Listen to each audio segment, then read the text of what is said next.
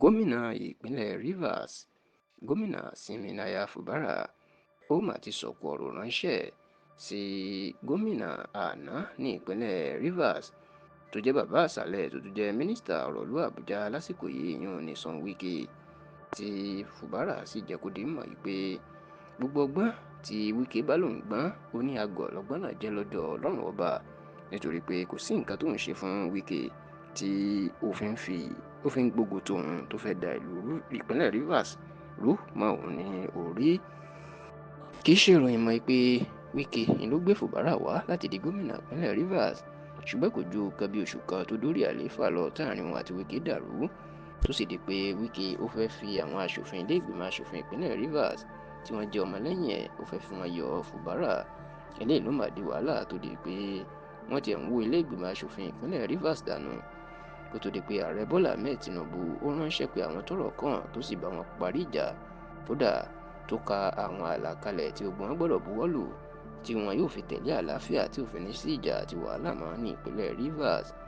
Ṣùgbọ́n ní báyìí níṣe ni gbogbo ìpàdé àlàáfíà tí Tinubu bá àwọn èèyàn náà ṣe ni ló máa ti forí ṣánpọ̀n, pẹ̀lú bí àwọn èèyàn ìbọn tó ṣe ti bẹ̀rẹ̀ ìjà gidigidi tí wọ́n sì ń jẹ̀yà ara wọn. Kódà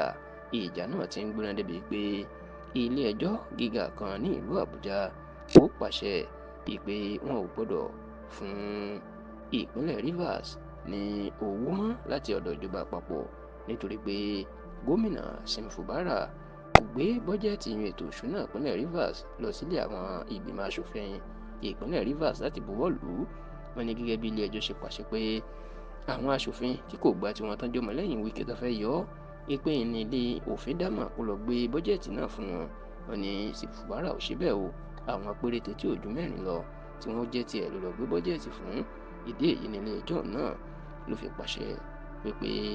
báńkì àpapọ̀ Nàìjíríà Central Bank of Nigeria àti àkántàǹtì ìyẹn olùṣirò owó àgbà Nàìjíríà Accountant General of the Federation wọn gbọ́dọ̀ fún ìpínlẹ̀ Rivers lówó mọ́. Ṣùgbọ́n nígbà tó ń fi ìbínú sọ̀rọ̀, gómìnà Fubara ní gbogbo àdéhùn tí Tinubu ní kóun àti Wike ṣe láti má jẹ́ kí wàhálà wà kí lòun ṣe tóun sì tẹ̀lé àdéhùn náà, ṣùgbọ́n ló jẹ́ ìmọ̀ àti kàyéfì pé Wike kò tẹ̀lé àdéhùn náà tó sì ti fẹ́ ba gbogbo ìpínlẹ̀ Rivers jẹ́ mọ́ òun lórí. Kódà ó ní nítorí ìpàdé àlàáfíà tí Tinubu pe àwọn sí inú jẹ́ kó ń gbé gbogbo ẹjọ́ tó ń pè kúrò nílé ẹjọ́, ṣùgbọ́n tó ní ká wo nǹkan tí Wike tó wá fi san báyìí. Ó jẹ́ kó di mọ̀ pé ṣùgbọ́n kò sí nǹkan tó burú, ó ní gbogbo ọgbọ́n tí Wike bá rò kó ń gbọ́n ó ní àgọ́ ní lọ́dọ̀ Ọlọ́run ọba. Kódà èdè òyìnbó ló fi sọ, ó ní you know the wiseness of whatever you call yourself is still foolishness before God. Ní báyìí,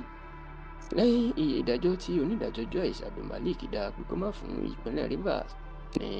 owó mọ́ látọ̀dọ̀ ìjọba àpapọ̀, gómìnà Fubara àti ìjọba ìpínlẹ̀ Rivers wọ́n ti lọ pe